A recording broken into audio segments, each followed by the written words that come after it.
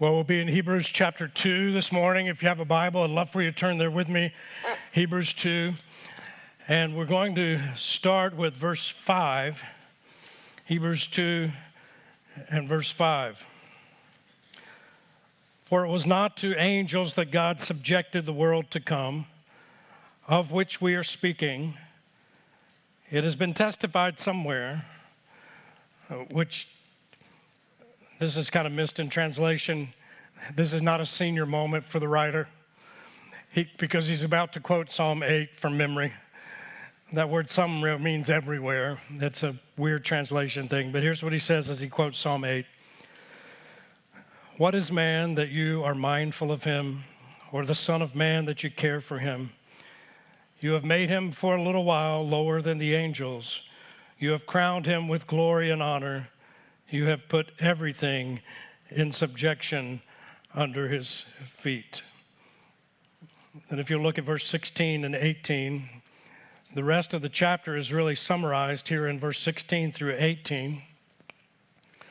For surely it is not angels that he helps, but he helps the offspring of Abraham. Therefore, he had to be made like his brothers in every respect, so that he might become a merciful and faithful high priest in the service of God, to make propitiation for the sins of the people. For because he himself had suffered and was tempted, when tempted, he is able to help those who are being tempted. I want us to focus this morning on the word that's repeated. Did you notice a word that was repeated there? It's the word help. We saw it 3 times in verses 16 through 18. The word help. In verse 16, it said, Jesus helps the offspring of Abraham. In other words, anyone who places their faith in Jesus, Jesus helps. And not only does he help, not only has he helped us, but Jesus is able to help us. He has the ability to help. He helps us. He has the ability to help us. So who is this written for? Those of us who need help. My friend Hamlin Saw said it this way, and he's right. The prayer that I most often pray is, God help me. Think about that. How often do we pray, God help me? Jesus, will you help me? Jesus, will you help them? Something goes wrong, all of a sudden, what do we say? God help us. It's the prayer we most often pray. Will you help me? So I ask you the question, do you need help? Do you need help today? Do you need help in your marriage? Do you need help in your singleness? Do you need help in your fear? Do you need help in your worry? All the stuff that you have to figure out. You know what I mean? All the stuff we have to figure out, all the things that we have to overcome, all the temptation, all the suffering, all of the thoughts of how am I ever going to get through this? How am I going to get over this? Jesus is our help. He is able to help. That's where we're headed today. And so we want to look at 3 things about the help of Jesus. 3 things about the help of Jesus. They're easy. What is the help? How does he help? Why is he able to help? Sound like a plan? Let's do it. Are you ready? It's going to take a lot of work on your part, but we can do it, okay? Here we go. Here's the point that the writer is making. You and I, are made of flesh and blood. In order to help us, Jesus became like us.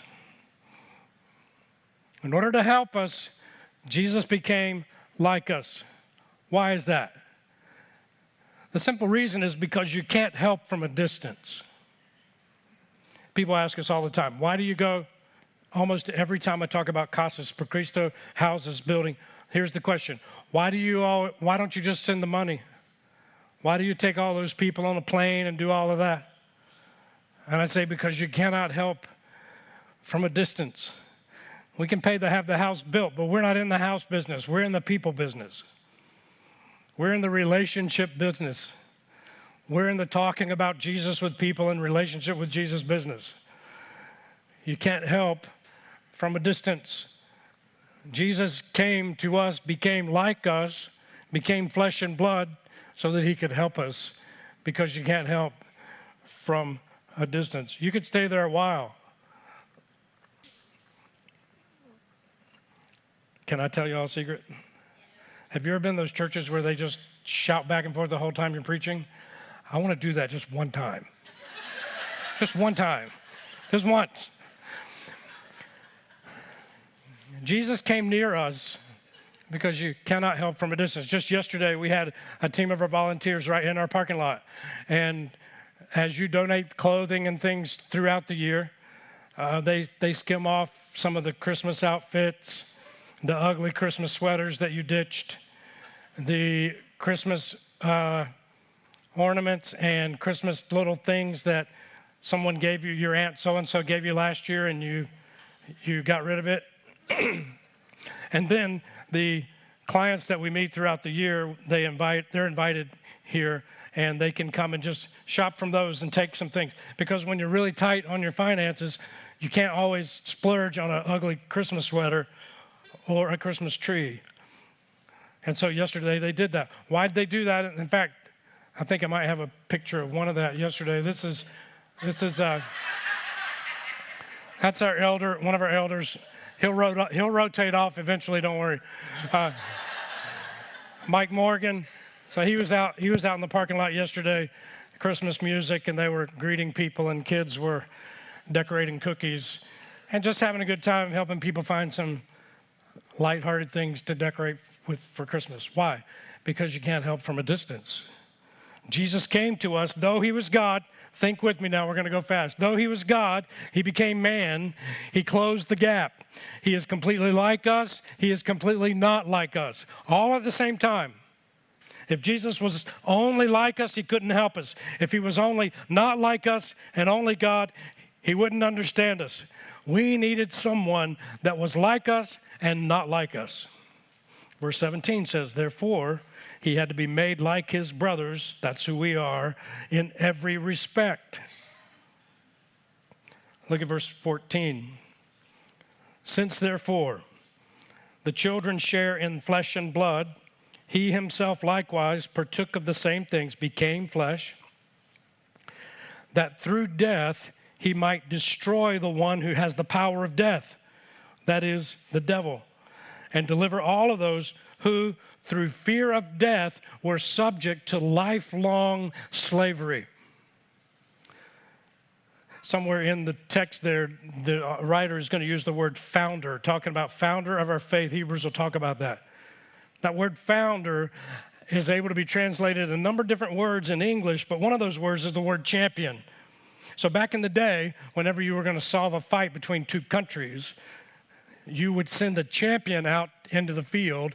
Each army would send a champion to represent that army, and those two champions would fight. Whoever won, their country won.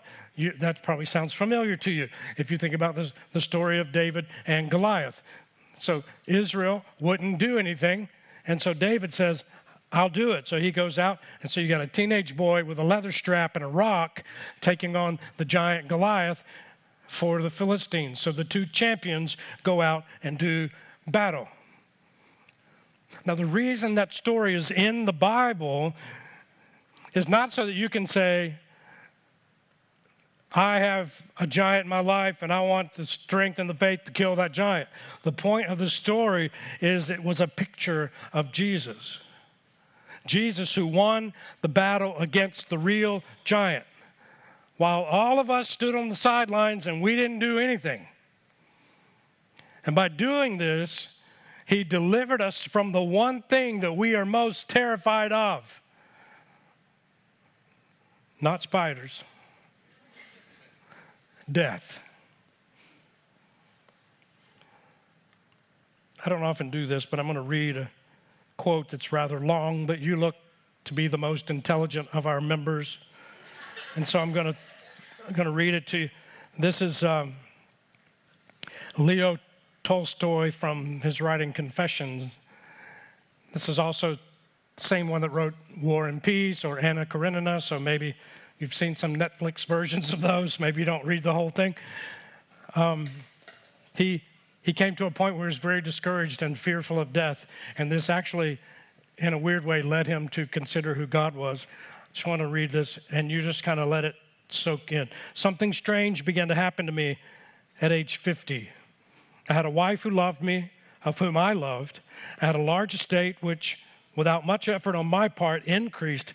My name was respected. I enjoyed physical strength, and yet I could not live because of the knowledge of my coming death. The question which brought me to the verge of suicide sought an answer without which one I cannot live. Is there any meaning in life that my inevitable death does not destroy? Today or tomorrow, death will come to those I love and then to me. Soon, not only will I not exist, but eventually no one will exist who will remember anything I have written or done. Why then go on with the effort? What is all this for? What does all of it lead to? What difference does it make whether or not I do this thing or that thing or do nothing at all? So I could give no rational meaning to any single action or even to my whole life. But what was so surprising was how we can fail to see this. For a time, it's possible to live intoxicated with life. But as soon as one is sober, it is impossible not to see that life in the face of death is a fraud, and a stupid fraud at that. How often I've been told, oh, you cannot understand the meaning of life, so don't think about it, just live. But I can no longer do that. When you're young, you live intoxicated with life. And then one day you realize, as you look in the mirror and you see your father, oh, you know what I mean? And it hits you. This is not the process of aging. This is the process of dying. Sorry. Stay for the whole thing, okay? Don't leave right now. But death is a scary thing. You think about it, and it feels like that's the end. And so if you think about it that way, there's a big pressure to try to experience everything now, because you don't want to miss out on something. And so we start to panic, and that's why we have a bucket list. The bucket list is not because you have a bucket that you put your list in. It's because you know you're going to kick the bucket. And before you kick the bucket, there's a few things you'd like to experience. And so as we think about that, or maybe it just rides in the back of our mind, we start to do things to try to slow it down or to make it not look so obvious. So maybe you change the way you dress, or maybe you get a little work done, or maybe you try to hit the gym or get a faster car or whatever it is.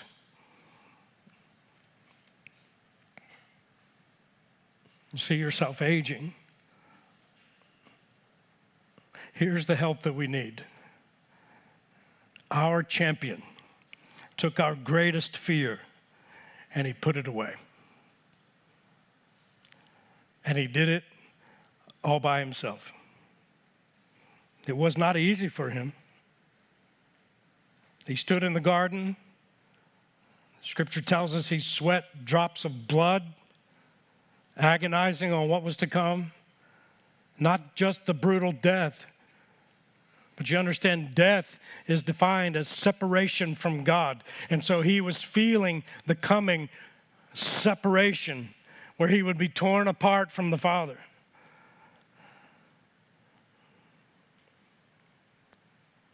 But our champion defeated death.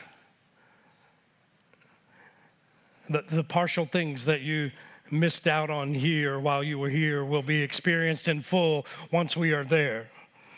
Paul tells us, death, where is your sting? Because of this, he says, grave, where is your victory? At this point, that one church I'm thinking about would just start to mumble, and then eventually you would start to shout. So just let that tape run in your mind. Grave, where's your victory? Then he says, in other words, disappointment, failure, rejection, where is your devastation? Disease, where's your finality? Loneliness, where is your bitterness? It's gone because Jesus has helped us. He's helped us once and for all.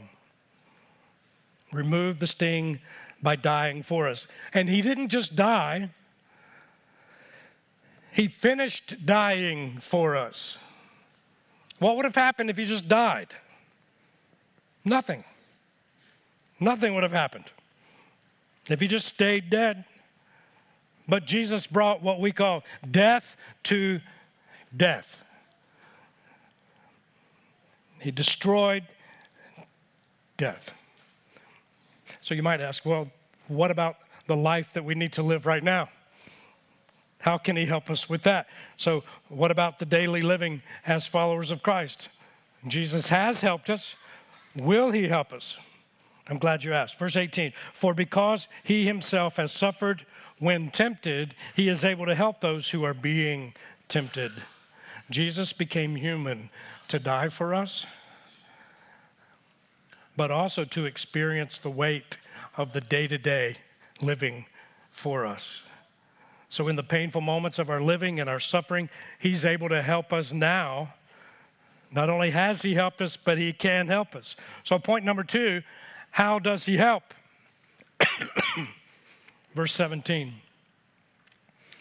Therefore, he had to be made like his brothers in every respect, so that he might become a, read that with me, merciful and faithful high priest. We'll talk about a high priest a little later in the book of Hebrews. Merciful and faithful. Verse 18, for he himself has suffered when tempted. He is able to help those who are being tempted. Well, this is my favorite part. The word help. He's able to help those who are being tempted. The word help, when you translate that out, it carries 2 different words. One word is cry, and the other word is run. Isn't that interesting? You put those 2 together, and what it means is run to the cry. That's what help means. That's how that word's translated. Run to the cry. Quickness to respond. That's the picture of how Jesus helps us. Parents, have you ever had a kid that was sick and it involved some vomit? He's saying all kinds of words today. If you have kids, you know what it's like to clean that up. And it happens wherever. And when they're young, they have no ability to go to a better location. So I know what it's like to clean vomit off the roof of my minivan. You know, we've all done it. So I remember one night, and one of the kids was sick, and they were in bed, and we were trying to sleep. And so you sleep really light, knowing that this is the case. And you know it's a bad sign if you hear that kid on the monitor start to cough. So I got out of bed, and I took off as soon as I heard the cough. Diana was on the other side. She went all the way around and was coming behind me. And I took off running. And as I was running, I couldn't run straight because I just woke up. And so I'm like banging off I was pulling to the right, you know what I mean? Banging off the wall, banging off the wall. And then the old telephone was hanging there, and I knocked it off the wall. And then I hear Diana yell at me, "Get out of the way!" Because we didn't want vomit in the bed, you know what I'm saying? Just get out of the way. I don't know what that meant, but it was, I think it means quick to respond. Help means run to the cry. Should we go to Jesus? Yes, we should, but we don't have to earn him. The only thing that's required is to call out to him. Cry to him. He is faithful and he is merciful and he is the high priest. The role of the high priest, just quickly, the role of the high priest was to offer sacrifice when you sin.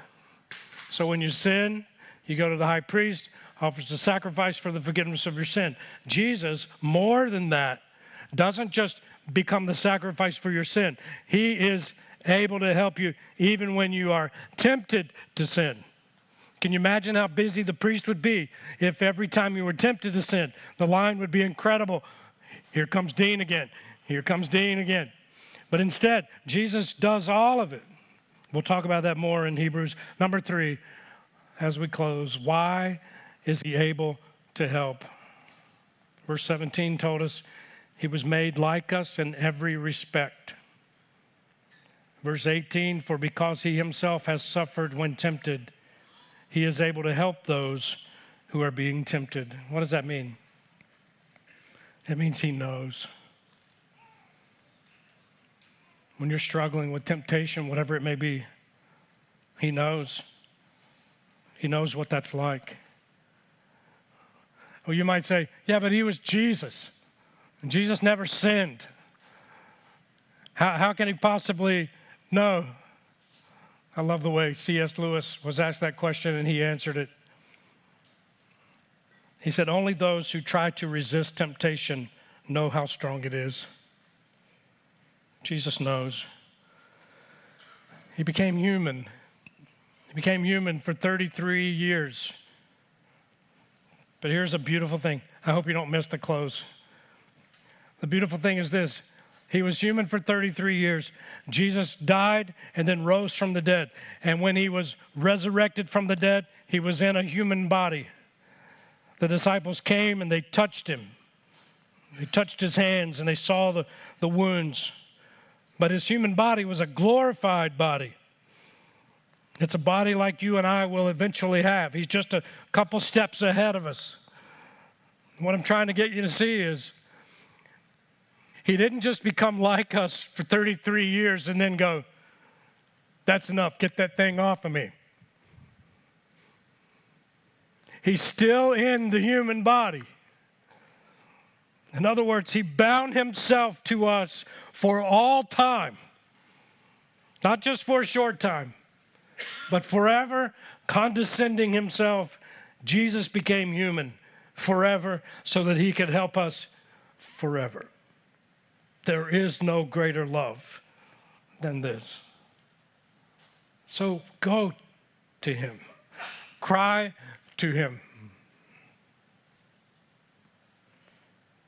Charles Spurgeon. I'll read this quote and then we're going to pray. Spurgeon said, he sought after us, so let us go after him. Come, you weary, you heavy laden, come to him who is able to help you. Do not stay away until you are a little comforted, but come in your despair. Do not wait to come to him until you have a little more faith, but come to him just as you are. Where better can you go? To whom better can you go? Remember, he never did cast anyone out. Never did. Never one. For he himself has said it. Him that comes to me, I will in no wise cast out. Let's go to Jesus.